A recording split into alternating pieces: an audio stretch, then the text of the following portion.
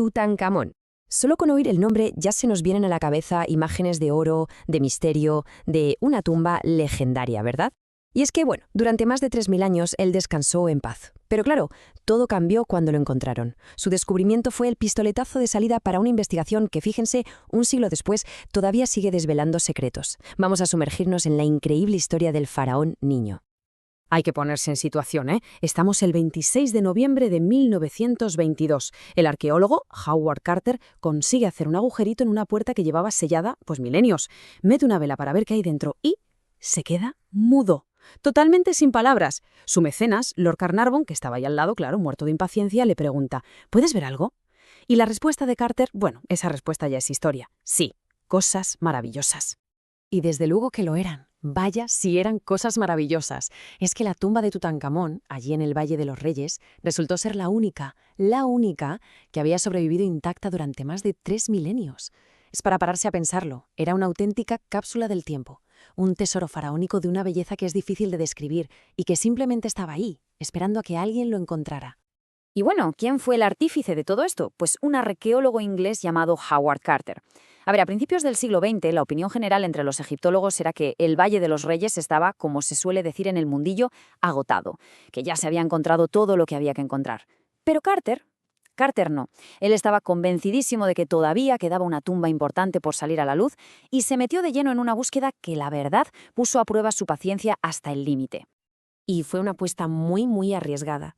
Imaginen 5 años, 5 largos años excavando sin encontrar nada de peso. Su patrocinador, el famoso Lord Carnarvon, ya estaba a puntito de cerrar el grifo y decirle hasta aquí hemos llegado. Le dio una última oportunidad, una temporada más y se acababa. Y justo entonces, cuando todo parecía perdido, la mañana del 4 de noviembre de 1922, la suerte dio un vuelco. Un trabajador descubrió un escalón tallado en la roca. Y no era un escalón cualquiera, no. Era el principio de una escalera que llevaba, literalmente, a la gloria. Lo que vieron al entrar es que superaba cualquier cosa que se pudieran haber imaginado. Era de locos. Primero, una antecámara hasta los topes de esculturas, de joyas, de carros. Después, una capilla de oro, gigantesca, que ocupaba prácticamente toda la cámara funeraria. Y por si fuera poco, una salita del tesoro, pequeñita, sí, pero a reventar de objetos de oro hasta el techo. El recuento final, pues, atención, 5.398 objetos catalogados. Sin ninguna duda, el mayor hallazgo arqueológico de todos los tiempos. Claro, la emoción del descubrimiento fue inmensa. Pero, como suele pasar, esa alegría inicial no tardó en verse ensombrecida por una historia mucho más oscura, mucho más sensacionalista. La noticia, claro, dio la vuelta al mundo, y con ella nació una leyenda que a todos nos suena, la maldición del faraón. Y ojo, que no fue una broma, sembró un auténtico pánico a nivel mundial. El pistoletazo de salida fue en abril de 1923, solo unos meses después de abrir la tumba. ¿Qué pasó? Pues que Lord Carnarvon murió de repente. Y claro, la prensa de la época, que no perdía una, se manzó de cabeza. Empezaron a hablar de viejas leyendas, de inscripciones que avisaban de que la maldición caería sobre quien profanara la tumba. Y a partir de ahí el goteo fue constante. A la muerte de Carnarvon le siguieron otras, un financiero, un explorador, varios visitantes que murieron en circunstancias, digamos, extrañas durante los siguientes 10 años. El plato estaba servido. La leyenda de la maldición era ya una realidad para el público. Vale, esa es la leyenda.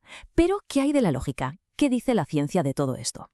Pues mientras los periódicos hablaban de una maldición de ultratumba, los científicos apuntaban a algo bastante más mundano. Se empezó a hablar de mohos y gérmenes muy potentes que lógicamente podrían haberse desarrollado perfectamente en una tumba cerrada a cal y canto durante 3.300 años. Además hay un dato que es bastante revelador.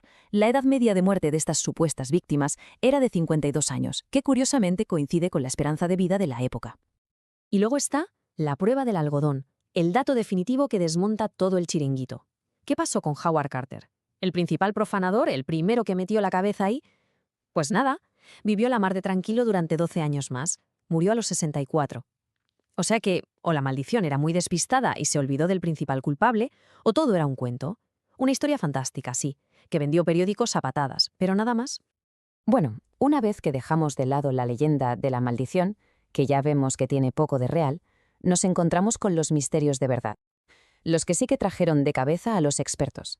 Porque la tumba en sí misma, estaba llena de anomalías, de cosas que no cuadraban para nada con lo que se sabía sobre los enterramientos de los faraones. cosas que, desde el principio, desconcertaron a los arqueólogos. El primer enigma, y el más evidente, es el tamaño. Salta a la vista.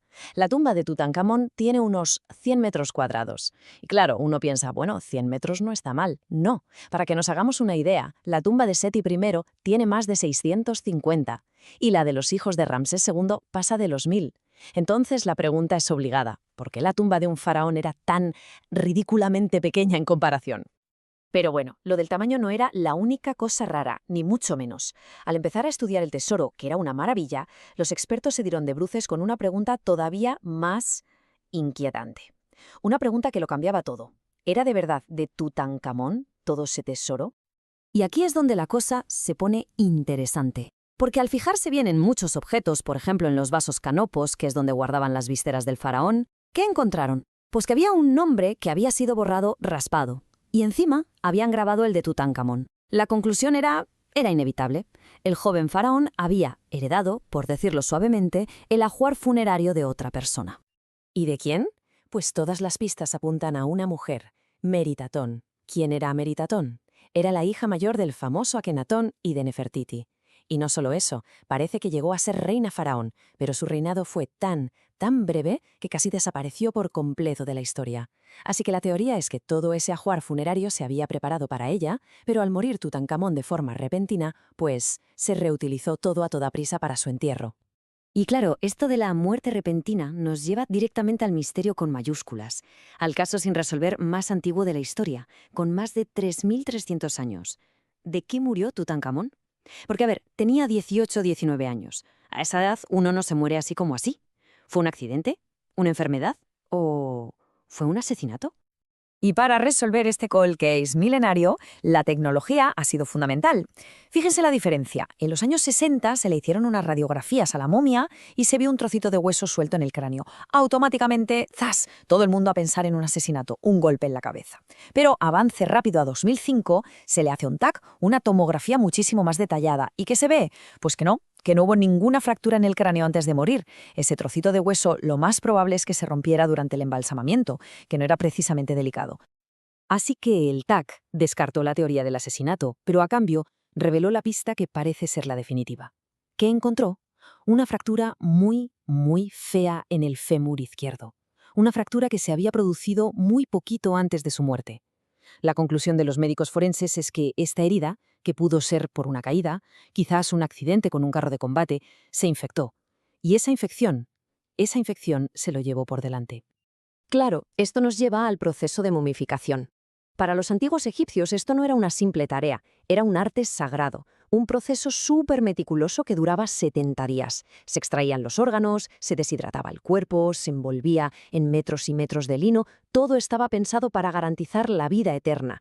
Era un ritual que tenían dominadísimo. Sin embargo, y aquí viene otra pieza del puzzle, con Tutankamón algo falló. Se ve que le echaron una cantidad enorme de aceites y resinas, y cuando sellaron el sarcófago, estas sustancias no se habían secado bien. ¿El resultado?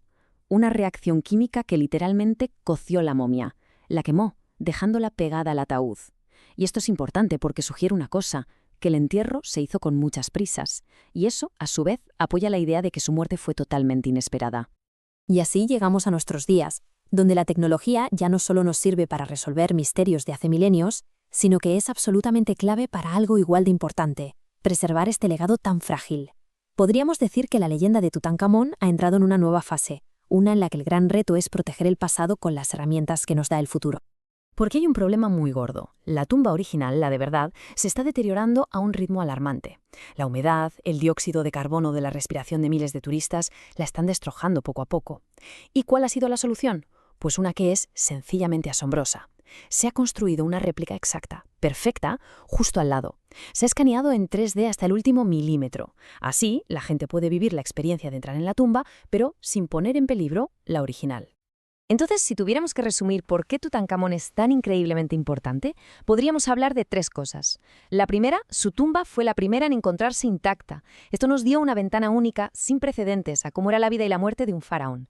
La segunda, el tesoro, que está convertido en el símbolo por excelencia del arte y del poder del antiguo Egipto. Y la tercera, su propia momia, que a día de hoy sigue siendo un motor para que la ciencia, tanto la arqueología como la forense, siga avanzando.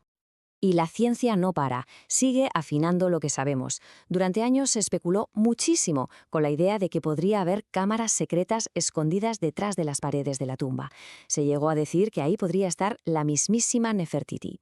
Bueno, pues en 2017 se zanjó el debate.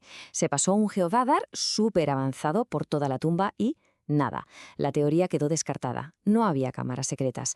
A veces los misterios más grandes tienen las respuestas más simples. Ha pasado ya un siglo desde que Carter gritó aquello de cosas maravillosas. Y está claro que hemos entrado en una nueva era para la egiptología. Y aunque hemos resuelto muchos de los enigmas de Tutankamón, su historia nos deja una lección muy clara.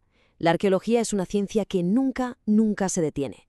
Por eso, la gran pregunta sigue ahí, flotando en el aire del desierto. ¿Qué otros secretos increíbles estarán todavía esperando bajo la arena de Egipto?